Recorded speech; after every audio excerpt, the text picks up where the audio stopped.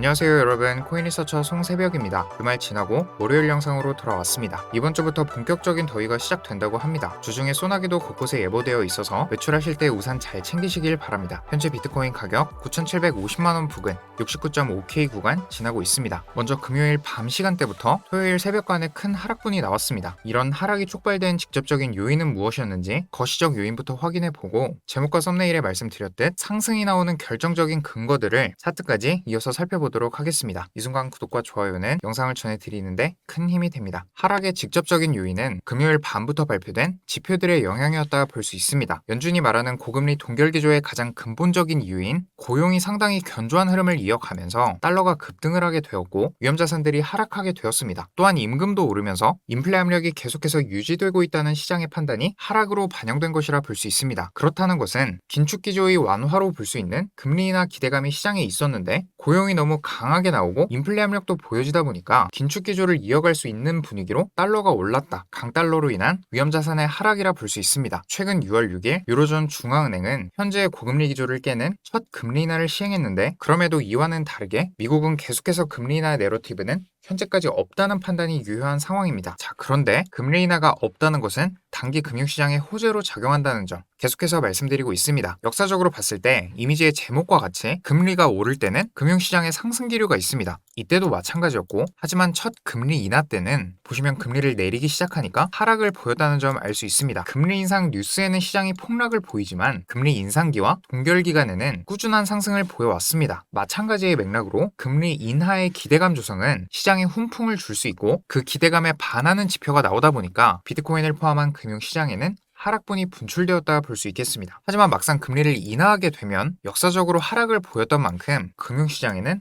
악재로 해석될 수 있다는 것입니다. 금리 인하는 물가가 잡혀서 내린다기보다 고금리 기조를 기업이 더 이상 버틸 수 없기 때문에 내리는 것으로 보는 편이 좀 더 분명한 해석이라 말씀드릴 수 있겠습니다. 이번 주는 현지 시간 11일부터 12일, 한국 시간 13일에 FOMC가 예정되어 있습니다. 직전 12일에는 소비자 물가지수 CPI도 예정되어 있고 CPI 집계치도 FOMC에서 반영을 하겠지만 현재의 컨센서스는 동결 기조를 유지하면서 파월 의장이 늘 하는 말인 근거를 찾아야 한다. 고용이 견조하다. 이런 언급을 이어갈 가능성이 높은데 정리해보자면 고용지표와 임금 인플레로 인해 금리 인하 기대감이 꺾이면서 하락이 반영되었고 금리 인하는 당분간 없다. 이렇게 볼 수 있다는 것인데 지금까지 말씀드린 내용들을 바탕으로 매크로 요인으로 보면 시장에는 상승 여력이 남아있다는 것으로 볼 수 있는 것이죠. 그리고 상승을 뒷받침하는 결정적인 요인은 한 가지가 더 있습니다. 앞서 텔레그램에서는 먼저 정리를 드렸던 부분인데 미 재무부는 채권 시장의 유동성을 유지하기 위해 국고채 매입을 진행하면서 시장의 유동성을 제공하고 있습니다. 채권 금리가 높아지는 부분, 채권 시장의 유동성을 왜 유지해야 하는가에 대한 말씀도 드려보면 좋을 텐데 우선 이번 설명에서는 보류하도록 하고 보시는 자료는 미 재무부에서 국채를 매입하는 스케줄입니다. 6에서 8일 간격으로 국채를 사들이면서 한 주에 한 번 약 20억 달러의 유동성을 시장에 부여한다는 것입니다. 한마디로 약 한 주에 한 번 20억 달러를 시장에 공급한다는 것이죠. 직관적으로 어떻게 시장에 반영되는지를 보시면 첫 스타트로 현지 시간 29일, 한국 시간 30일에 20억 달러가 시장에 나오면서 상승분이 반영됐고 그 다음 주 6월 5일에도 20억 달러가 시장에 나오면서 상승분이 반영되었습니다. 이제 다음 유동성 공급 일정은 현지 시간 11일에 인플레이션 보호증권으로 알려진 팁스도 다른 국채와 똑같이 작용하는 채권인데 이 팁스를 5억 달러 상당 매입하는 스케줄이 한국 시간 수요일에 예정되어 있습니다. 이 모레 일정만 보면 상대적으로 적은 유동성이 공급된다고 볼 수도 있지만 이제 모레가 3주 차고 앞으로 7주 동안은 총 150억 달러 상당의 유동성이 매주 추가적으로 공급될 것이라는 것이죠. 구제금융, 코로나, 양적 완화 모두 유동성이 풀리면서 시장에 상승분이 나왔습니다. 금리 인하 기대감이 꺾이면서 하락은 이미 시장에 반영이 되었고 금리 인하가 늦춰진다는 것은 상승 여건이 지속된다는 의미가 되고 재무부에서는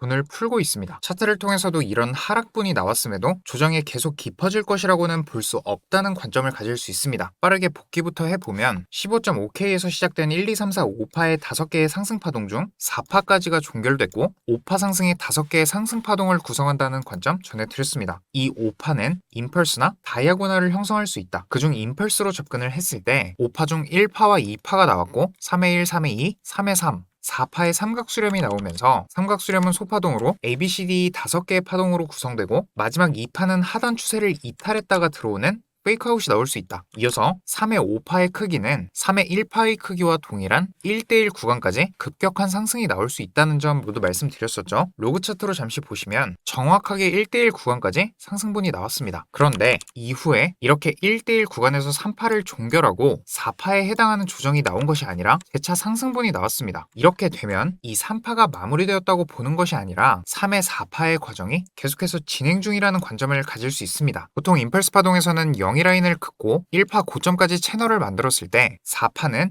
이 채널 안에서 조정을 마무리합니다. 삼각수렴에서 마지막 2파의 지지 테스트, 페이크아웃이 나오면서 이 채널 안으로 들어오면서 조정을 마무리했기 때문에 4파의 완성으로도 볼 수 있는 조건이 충족이 되었는데 이 3의 1파와 3의 5파 1대1 구간을 돌파하면서부터는 아직 3의 4파의 조정이 WXY 복합 조정으로 채널 안까지의 조정분을 만든 다음 3파를 완성하는 상승분이 나온다는 관점으로 접근하고 있습니다. 그렇다는 것은 채널 안으로 들어왔을 때는 또다시 롱 포지션을 모아갈 수 있다는 근거를 가질 수 있는 것이죠. 자세한 소파동 카운트는 생략하고 전체적인 흐름만 관점 전해드렸습니다. 이후 구간은 유의미한 변동성이 생길 때 텔레그램 통해서 디테일한 관점 전해드리도록 하겠습니다. 아직 텔레그램에 입장하지 않으신 분들은 오늘 영상 더보기란과 댓글에 주소를 남겨뒀습니다. 입장해 두시고 차트 시황 외적으로도 각종 정보들을 열람해보시면 좋겠습니다. 자, 오늘 영상은 이렇게 마무리하도록 하고 다음 영상에서 또 좋은 내용들 담아서 찾아오도록 하겠습니다. 감사합니다. 코인리서처 송새벽이었습니다.